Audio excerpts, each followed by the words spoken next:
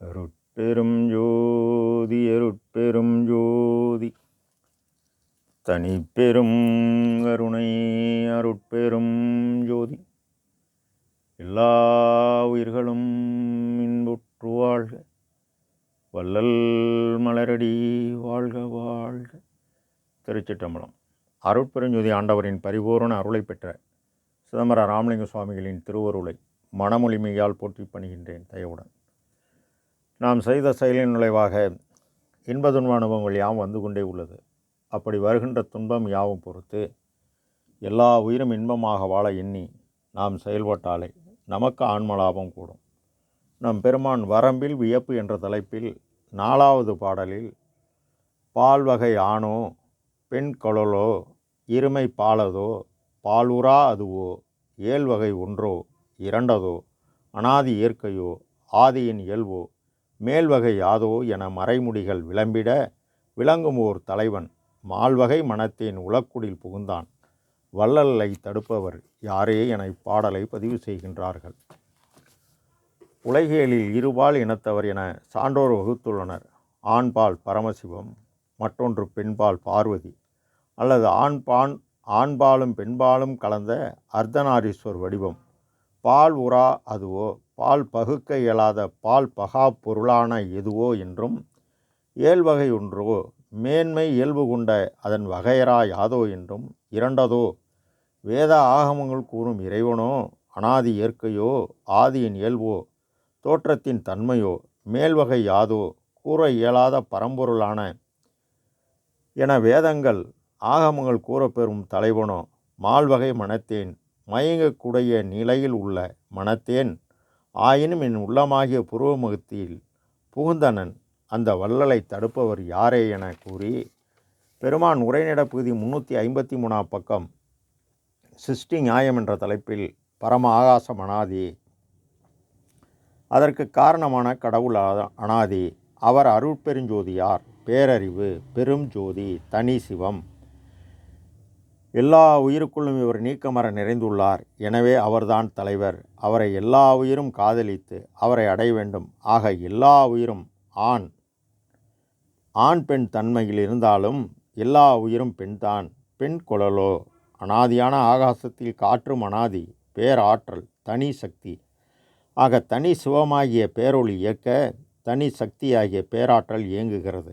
இதனையே தனி சிவமில்லையேல் தனி சக்தி இல்லை எனவும் தனி சக்தி இல்லையேல் எனவும் தனி சிவம் இல்லையேல் எனவும் என்பார்கள்.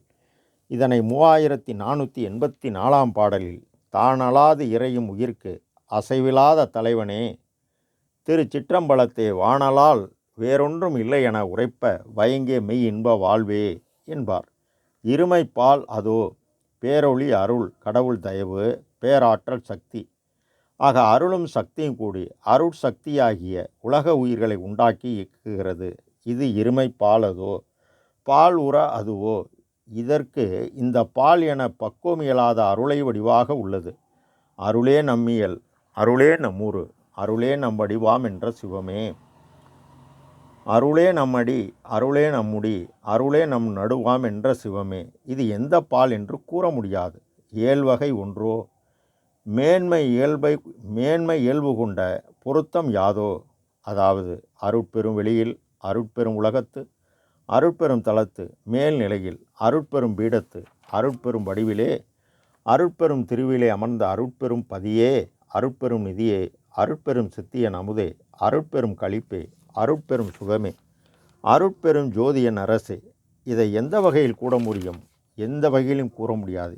இரண்டதோ 3891 பாடலில் எவ்விடத்தும் எவ்வுயிர்க்கும் இலங்கும் சிவம் ஒன்றே என்னான என் மகனே இரண்டில்லை ஆங்கே செவ்விடத்தே அருளோடு சேர்த்து இரண்டென கண்டறினி திகப்படையேல் என்று எனக்கு செப்பிய சர்க்குருவே எனவும் கருணையும் சிவமும் பொருள் என காட்சி பெறுக எனவும் இரண்டதோ என விளக்கம் கொடுக்கிறார். ஆதியின் அனாதி இயற்கையோ கடவுள் அனாதி, ஆன்மா அனாதி. இதனை மகாதேவ மாலையில் உலகநிலை முழுதாகி ஆங்காங்குள்ள உயிராகி உயிருக்கு உயிராம் ஒளி தானாகி இலகு சிதகாசமாய் பரமகாச இயல்பாய் இணை ஒன்றும் இல்லாததாய் என்கின்றார் நம் பெருமான். ஆதியின் இயல்போ அனாதியான ஆன்மா விருப்பு காரணமாக அனாதியான ஆன்மா விருப்பு காரணமாக ஆதியாகிவிட்டது. இந்த சிற்ஜோதி ஏலூர் ஆதி அந்தமென்றருளிய அருட்பெருஞ்சோதி. மேல்வகை யாதோ? ஆதியான ஆன்மா அந்தமாகிய மரணமடைகிறது. ஆனால் அனாதியான நிலையை உன்னால் வழங்க முடியும் என ஆதியும் அந்தமும் அறிந்தன நீயே ஆதியென்று அருளிய அருட்பெருஞ்சோதி என்கின்றார். ஆக ஆதியாகிய இந்த பிறப்பிலே அனாதியான மேல்வகை மரணமில்லா பெருவாழ்வு வழங்க முடியும் என மறைமுடிகள் விளம்பிட விளங்கும் ஒரு தலைவன். உண்மைதான். அன்று மறைமுடி கூறியது பரசிவம் பரசக்தி. ஆனால் இன்று ஆகம முடிமேல் ஆரண முடிமேல் ஆக நின்று ஓங்கியது அருட்பெருஞ்சோதி. அவர் இயற்கை உண்மை கடவுள் ஒருவரே. அவர் அருட்பெருஞ்சோதியார். அவரை ஆன்ம அறிவை கொண்டே அறிய வேண்டும். மால்வகை மனத்தேன் உள்ள குடில் புகுந்தனன் வள்ளல் தடுப்பவர் யாரே? மால்வகை மனத்தேன் மயக்க நிலை எப்போ வரும்? இந்த ஆன்மா வந்த விதமே தாய் தந்தை விருப்பு காரணமாக மாயையில்தான் வருகிறது. எனவே இந்த ஆன்மாவில் இயற்கை ஆன்ம அறிவு இருந்தால் மட்டும் பக்குவமாகி பொய்ப்பொருளை மெய்ப்பொருளாக்கும் வழியறிந்து கடை தேரும். இல்லைன்னா காட்டினேக்கமாகிய மனம் விருப்பு வெறுப்பு காரணமாக சோர்ந்து என்னை பற்றிய துன்பம் தீர்க்க வழி தெரியாது. துன்பம், சோம்பல், தூக்கம், ஏக்கம், அச்சம் கூடி எண்ணத்தை கடக்க இயலாது சிக்கி தினம் அல்லலுறும். காரணம் உலகியர் மாயை. வாழ்நாள் முழுவதும் எனது அண்ணன், தம்பி, அக்கா, தங்கை, தாய், தந்தை, என் மனைவி, மக்கள் என உழைத்து அவர்கள் உயர வழங்கிய நம்மை அவர்கள் உயர்ந்தவுடன் நம்மை உதறிவிட்டு அவர் மேல் நின்று நம்மை நிந்தனை செய்யும்போது உயிரே போய் ஒரு நடைப்பிணமாக தான் வாழ வேண்டிய நிலை வரும். ஆக பொருள் நிலையாமை உடல் நிலையாமை உணர்ந்து தினசரி ஜீவகாருண்ய ஒழுக்கமே கடவுள் வழிபாடாக்கி காட்டினியக்கமாகிய எண்ணம் எண்ணுவதை செயலாக்கி புறத்தில் ஜீவகாருண்யமும் அகத்தே புருவமத்தியில் ஒளி நெறி அக வழிபாடு செய்ய நீ செய்த பரோபகார செயலால் உனக்கு அருள் பூரணமானால் உன் உள்ளமாகிய புருவபத்தியில் கடவுள் கூடும்போது அவரை தடுப்பவர் யாரே? அவ்வாறு நம் பெருமான் அவர் கூறியபடி செயல்பட்டு கடவுள் நிலையறிந்து மயமாகியுள்ளார். ராமலிங்காபயம்.